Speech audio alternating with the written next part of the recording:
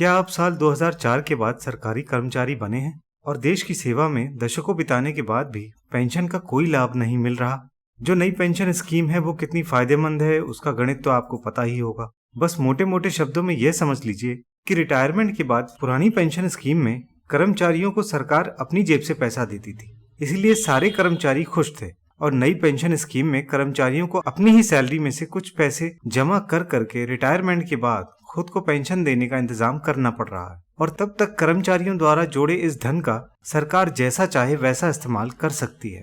पुरानी पेंशन को वापस शुरू करने के लिए आज देश भर के सरकारी कर्मचारी आंदोलन कर रहे हैं, यानी न्यू पेंशन स्कीम आम लोगों में फेल हो चुकी है। चलिए आज आपको ये बताते हैं कि संसद या राज्य की विधानसभाओं में बैठकर 5-10 साल अपनी सेवा देने वाले जिन सांसदों और विधायकों ने केंद्र व राज्य के सरकारी कर्मचारियों की पुरानी पेंशन बंद करवाई है, आखिर उन्हें रिटायरमेंट के बाद क्या क्या मिलता है। मध्य प्रदेश में विधायक बनते ही तुरंत आपकी सैलरी शुरू हो जाती है, जिसमें आपका वेतन 30,000 रुपए, निर्वाचन क्षेत्र भत्ता 35,000 रुपए, भत्ता 10,000 रुपए, चिकित्सा भत्ता 10,000 रुपए, कंप्यूटर ऑपरेटर भत्ता 15,000 रुपए, लेखन सामग्री और डाक भत्ता 10,000 रुपए, यानी एक विधायक का कुल वेतन भत्ते के साथ 1,10,000 से ज्यादा हो जाता है। ये सैलरी आपको हर महीने दी जाती है जब तक आप विधायक के पद पर हैं, और 5 साल बाद जब आप चुनाव जीत के दोबारा विधायक नहीं बन पाए तब आप रिटायर कहलाएंगे, और उसी महीने से आपकी 25,000 रुपए मासिक की पेंशन और कुछ अन्य भत्ते शुरू हो जाएंगे, जिसमें यात्रा भत्ता और चिकित्सा भत्ता शामिल है। और यदि आपकी यानी विधायक की मृत्यु हो जाती है तो विधायक के पति, पत्नी या उस पर आश्रित किसी और व्यक्ति को आजीवन 18,000 रुपए मासिक की पेंशन मिलने लगती है। और ये तो उन विधायकों को मिलता है जो सिर्फ 5 साल के लिए विधायक रहे हों। अगर आप दोबारा विधायक बने तो फिर से सैलरी तो शुरू होगी, और दूसरी विधायकी के बाद पेंशन में 25,000 रुपए के साथ हर उस साल का 800 रुपए भी जोड़ा जाएगा जो विधायक ने शुरुआत के 5 सालों के बाद सेवा में दिए हों। यानी जिस व्यक्ति ने 6 साल विधायकी की है उसे 5 साल की सेवा की 25,000 पेंशन और उसके अतिरिक्त 1 साल की सेवा के लिए 800 रुपए की पेंशन, जो कुल मिलाकर 25,800 रुपए हर महीने हो जाती है, मिलता है। इतना ही नहीं, आप जितने बार विधायक बनेंगे उतनी ही ज्यादा आपकी पेंशन होती जाएगी। उदाहरण से समझिए, 3 बार विधायक 4 बार सांसद रहे पूर्व वित्त मंत्री राघव जी को 3 पेंशन से 1,03,000 रुपए हर महीने मिल रहे हैं। पूर्व वित्त मंत्री जयंत मलैया दमोह से 7 बार के विधायक रहे हैं, इससे उन्हें 53,000 रुपए से ज्यादा पेंशन मिल रही है। पूर्व विधायक केडी देशमुख को पूर्व सांसद की मिलाकर हर महीने 90,000 से ज्यादा की पेंशन मिल रही है। मऊगंज के उदय प्रकाश 1990 से 92 तक विधायक रहे, उन्हें अभी तक पेंशन मिल रही है।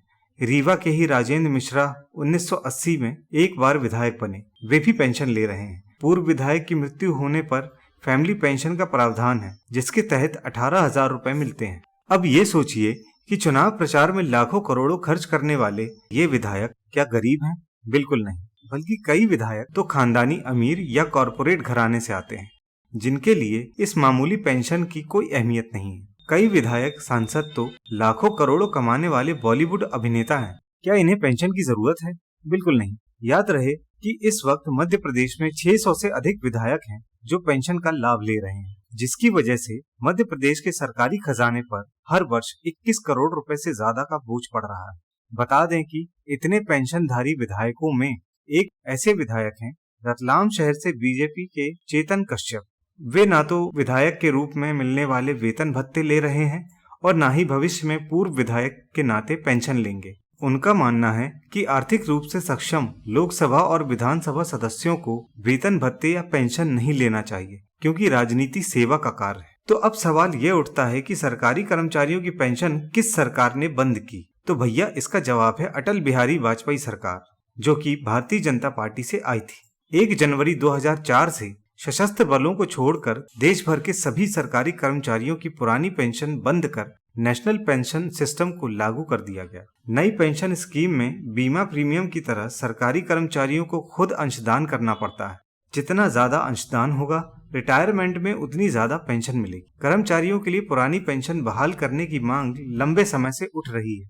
आम जनता में यही धारणा बनी है कि चुने हुए नेता अपने लिए खुद वेतन भत्ते बढ़ा लेते हैं, पर हमारे द्वारा ही चुने गए ये नेता कर्मचारियों की मांगों को अनसुना कर देते हैं। तो क्या हमें ऐसे नेताओं को इस विधानसभा चुनाव में वोट देना चाहिए, जो नेता बनने पर अपनी पेंशन बढ़ाए और आपकी पेंशन बंद कर दे? हाल ही में बनी हरियाणा और पंजाब की सरकारों ने अपने राज्यों में कानून बनाकर विधायकों की पेंशन को तर्कसंगत बनाने का प्रयास कर एक विधायक एक पेंशन योजना लागू कर दी है। केवल गुजरात ऐसा राज्य है जहां पर पूर्व विधायकों को पेंशन नहीं मिलती। देश के विकास की जब बात की जाती है तो भाजपा द्वारा जनता को हर बार गुजरात मॉडल दिखाया जाता है, पर क्या विधायकों की पेंशन को लेकर गुजरात मॉडल नहीं अपनाया जा सकता?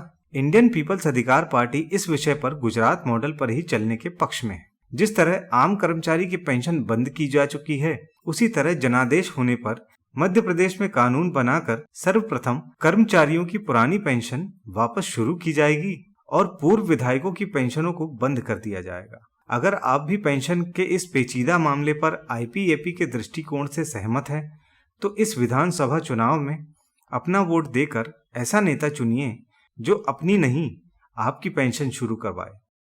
जनहित हो जिसका संकल्प, अब की चुनना वही विकल्प। आईपीएपी पार्टी, आपका भरोसेमंद विकल्प।